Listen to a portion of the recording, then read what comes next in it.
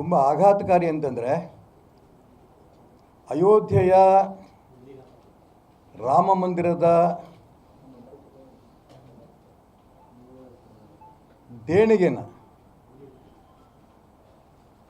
ಲೂಟಿ ಆಗಿರೋದು ಇಡೀ ಪ್ರಪಂಚದ ರಾಮ ಭಕ್ತರಿಗೆ ಆಘಾತ ತಂದಿದೆ.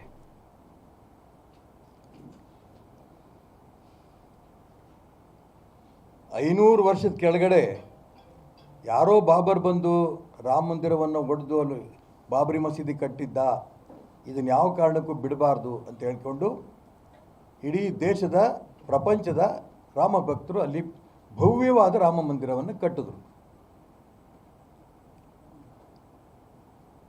₹1 ಕೂಡ ಸರ್ಕಾರದಿಲ್ಲದೇನೆ ಚಿನ್ನ ಬೆಳ್ಳಿ ಸಾವಿರಾರು ಕೋಟಿ ಹಣವನ್ನು ರಾಮ ಭಕ್ತರು ಕೊಟ್ಟರು. ಆದರೆ ಮೊನ್ನೆ ಪತ್ರಿಕೆಯಲ್ಲಿ ಟಿ ವಿನಲ್ಲಿ ನೋಡಿ ತುಂಬ ಆಘಾತ ಆಯಿತು, ತುಂಬ ನೋವಾಯಿತು.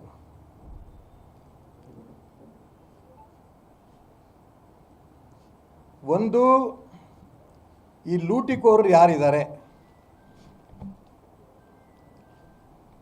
ಇವ್ರನ್ನ ತನಿಖೆ ಮಾಡಿ ಅವ್ರ ಬಗ್ಗೆ ಉಗ್ರವಾದ ಒಂದು ಕ್ರಮ ತಗೊಳ್ಳೇಬೇಕು, ಇದರಲ್ಲೇನು ಅನುಮಾನ ಇಲ್ಲ. ಇದರಲ್ಲಿ ಯಾರ್ಯಾರಿದ್ದಾರೆ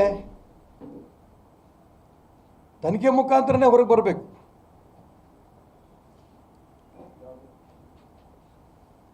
CCTV ಆ ಕ್ಯಾಮ್ರಾವನ್ನು 6 ತಿಂಗಳು ಮುಂಚೆನೇ ಹಾಳು ಮಾಡಿ 200 ಬೆಳ್ಳಿ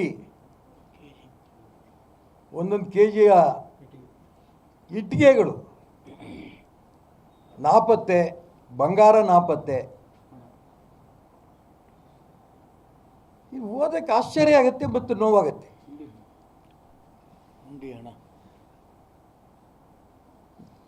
ನಾನು ಹೇಳ್ತಾ ಇರೋದು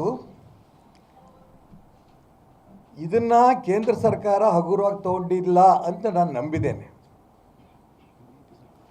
ಆದರೆ ಈ ದಿಕ್ಕಿನಲ್ಲಿ ಯೋಚನೆ ಹೆಂಗೆ ಮಾಡಿದ್ರು?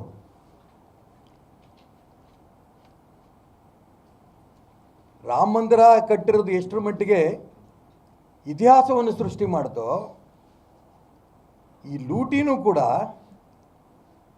ಇಡೀ ರಾಮ ಭಕ್ತರಿಗೆ ಒಂದು ಎಚ್ಚರಿಕೆ, ಸರ್ಕಾರಗಳಿಗೂ ಎಚ್ಚರಿಕೆ.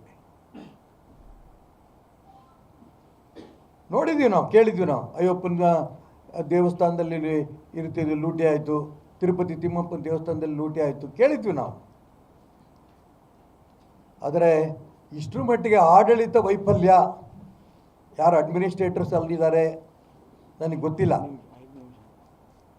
ಅದಕ್ಕೋಸ್ಕರ ಅನೇಕರು ಹೇಳ್ತಾರೆ ಅಲ್ಲಿರೋರೇ ಮಾಡಿರ್ಬೋದು, ಗೊತ್ತಿಲ್ಲ ನನಗೆ. ಇದು BJP RSS ಇದನ್ನೆಲ್ಲ ಇದರಲ್ಲಿ ರಾಜಕಾರಣ ಕೂಡ ತಂದುಬಿಟ್ರು.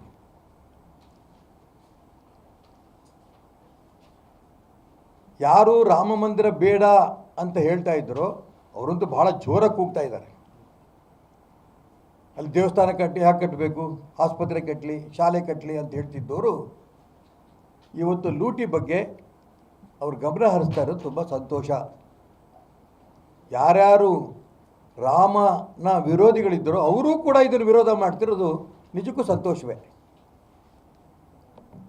ನಾನು ಅದಕ್ಕೋಸ್ಕರ ಇದರಲ್ಲಿ ಯಾರ್ಯಾರು ಇದ್ದಾರೆ ಅವ್ರ ಬಗ್ಗೆ ಸೂಕ್ತ ಕ್ರಮ ಆದಷ್ಟು ಬೇಗ ತಗೋಬೇಕು. ಇಲ್ಲಾಂದರೆ ಆ ಪುಣ್ಯಕ್ಷೇತ್ರದ ಬಗ್ಗೆ ಇರೋಂಥ ಗೌರವವನ್ನು ತೆಗೆಯೋಂಥ ಪ್ರಯತ್ನ ಅಂತ ಅನಿಸುತ್ತೆ ನನಗೆ. ಇದ್ರ ಬಗ್ಗೆ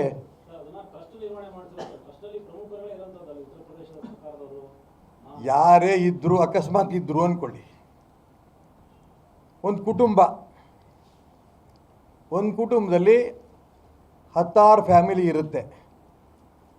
ಯಾವನೊಬ್ಬ ಕಳ್ತನ ಮಾಡಿರ್ತಾನೆ, ಇಡೀ ಕುಟುಂಬವೇ ಕಳ್ತನ ಮಾಡಿದೆ ಅಂತ ಹೇಳೋಕ್ಕಾಗತ್ತಾ? RSS BJP ಇದನ್ನೆಲ್ಲ ತರ್ತಾ ಇದ್ದಾರಲ್ಲ, ನಾನು ಅವ್ರಿಗೆ ಕೇಳೋಕ್ಕೆ ಇಷ್ಟಪಡ್ತೇನೆ. ಅವರ ದೇಶಭಕ್ತಿ ಬಗ್ಗೆ, ಧರ್ಮ ಭಕ್ತಿ ಬಗ್ಗೆ ಶ್ರೀರಾಮಚಂದ್ರನ ಬಗ್ಗೆ ಭಕ್ತಿ ಬಗ್ಗೆ ಯಾರೂ ಅನುಮಾನ ಮಾಡೋಂಥ ಪ್ರಶ್ನೆ ಇಲ್ಲ. ನೀವೇ ಹೇಳ್ದಂಗೆ ಅಕಸ್ಮಾತ್ ಯಾರೊಬ್ಬರು ಇದ್ದರೆ, ಗೊತ್ತಿಲ್ಲ ನನಗೆ, RSSನಲ್ಲೋ BJP ಇದ್ದವ್ರು ಯಾರೋ ಮಾಡಿಬಿಟ್ಟಿದ್ದಾರೆ ಅಂತ ನೀವು ಹೇಳ್ತಾರೆ ಇದ್ದರೆ ಅವ್ರಿಗೆ ಕ್ರಮ ತಗೋಬೇಕು. ಅದನ್ನು ಸಮರ್ಥನೆ ನಾನು ಮಾಡೋಕ್ಕೆ ಇಷ್ಟಪಡಲ್ಲ.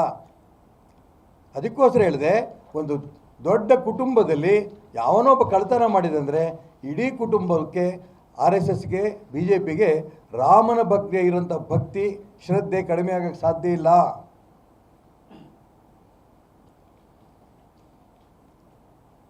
ಟ್ರಸ್ಟ್ ಬಗ್ಗೆ ಹೇಳಿ, ಬರೀ ಟ್ರಸ್ಟ್ ಅಲ್ಲ, ಎಲ್ಲರ ಬಗ್ಗೆನೂ ಹೇಳ್ತಿದ್ದಾರೆ. ಅರೆ ಏನು ಪತ್ರಿಕೆ TV ನೋಡಿದ ತಕ್ಷಣ ಏನು ಮೋದಿಯವರು ಹಂಗೆ ಮಾಡಿದ್ರು ಹಿಂಗೆ ಮಾಡಿದ್ರು, ಕೇಂದ್ರ ಸರ್ಕಾರಕ್ಕೆ ಬಂತು, ಈಗೇನು ಮಾಡ್ತಾರೆ, ಯೋಗಿ ಬಗ್ಗೆ ಹೇಳ್ತಾರೆ, ಮೋದಿ ಬಗ್ಗೆ ಹೇಳ್ತಾರೆ, ಹೇಳಿ, ನಂದೇನು ಅಭ್ಯಂತರ ಇಲ್ಲ.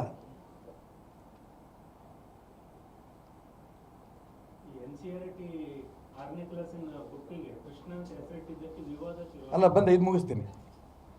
ಆ ತಾಯಿ ಸೀತೆ ಬಗ್ಗೆನೇ ಅನುಮಾನ ಮಾಡಿದ್ರು.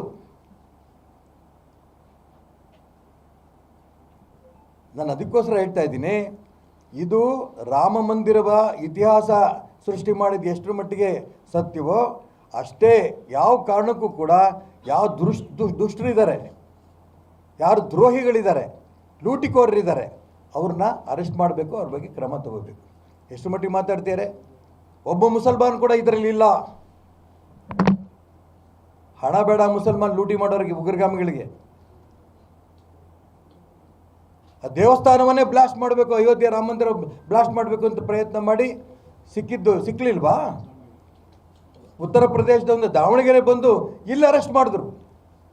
ಅಂತ ದೇಶದ್ರೋಹಿ ಉಗ್ರಗಾಮಿ ಮುಸಲ್ಮಾನರ ಬಗ್ಗೆ ಎಚ್ಚರಿಕೆಯಿಂದ ಇದ್ದೇ ಇದೆ ಸರ್ಕಾರ, ಅದ್ರಾಗೇನು ಅನುಮಾನ ಇಲ್ಲ.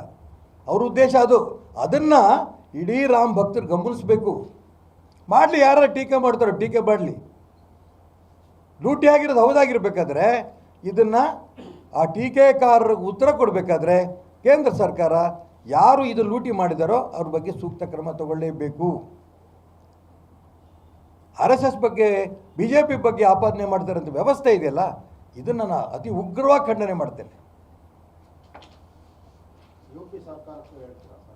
ಯಾರು ತಪ್ಪು ಮಾಡಿದ್ರು ಅಂತ ಎಲ್ಲರೂ ಅಂತಂದ, ನಾನೇ ತಪ್ಪು ಮಾಡಿದ್ರು, ನಾನು ಲೂಟಿ ಮಾಡ್ಕೊಂಬಂದು ನಾನು ಅರೆಸ್ಟ್ ಮಾಡಲಿ.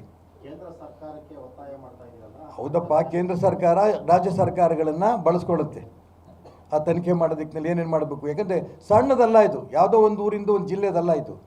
ಇಡೀ ಪ್ರಪಂಚ ಶ್ರೀರಾಮಚಂದ್ರನ ಅಯೋಧ್ಯೆ ರಾಮ ಮಂದಿರದ ಬಗ್ಗೆ ಭಾಳ ಸಂತೋಷ ಪಡ್ತಾ ಇರೋಂಥ ಸಂದರ್ಭದಲ್ಲಿ ಯಾವುದೋ ಜಿಲ್ಲೆಯೋ ರಾಜ್ಯಕ್ಕೂ ನಾನು ಸೀಮಿತ ಮಾಡೋಕ್ಕೆ ಇಷ್ಟಪಡಲ್ಲ.